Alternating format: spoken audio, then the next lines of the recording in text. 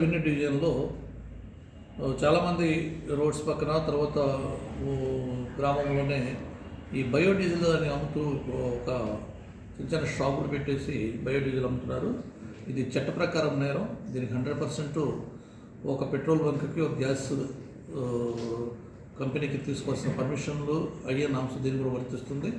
తప్పనిసరిగా వాళ్ళు ఫామ్ 1Bలో అప్లికేషన్ పెట్టాలి. Consent biodiesel authorised biodiesel form ఉంటుంది. వాళ్ళు ఎవరైతే ఇక్కడ ఏజెంట్లు పెట్టుకుంటారో వాళ్ళ ద్వారా కలెక్టర్ గారికి అప్లికేషన్ పెట్టుకోవాలి. దాని తర్వాత కలెక్టర్ గారు తర్వాత దాన్ని విచారణ చేయమని revenue, police and fire and R&B department వాళ్ళకి ఆథరైజ్ చేయడం జరుగుతుంది. వాళ్ళు విచారణ చేసి యొక్క నామ్స్ ప్రకారం కనుక పాటిస్తే వాళ్ళకి పర్మిషన్ మంజూరు చేయడానికి సిఫార్సు చేయడం జరుగుతుంది.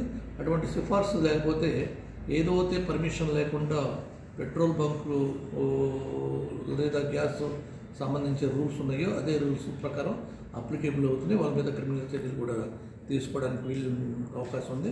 బట్ ఫస్ట్ వార్నింగ్ వీళ్ళందరినీ కూడా పిలిపించి చెప్పడం జరిగింది. రేపు అన్నీ కూడా బయోడీజిల్ ఎక్కడ అమ్ముతున్నా కూడా వాటిని క్లోజ్ చేయమని ఆథరైజ్ చేయడం జరిగింది. అదేవిధంగా రెవెన్యూ డిపార్ట్మెంట్ వాళ్ళు రెవెన్యూ ఇన్స్పెక్టర్స్ కూడా ఆదేశాలు జారీ చేయడం జరిగింది. ఇది దగ్గర పాటించకపోతే తప్పనిసరిగా మన మీద క్రిమినల్ యాక్షన్, ఎవరైతే బయోడీజిల్ ఉంటున్నారో వాళ్ళ మీద క్రిమినల్ యాక్షన్ తీసుకోవడం జరుగుతుంది.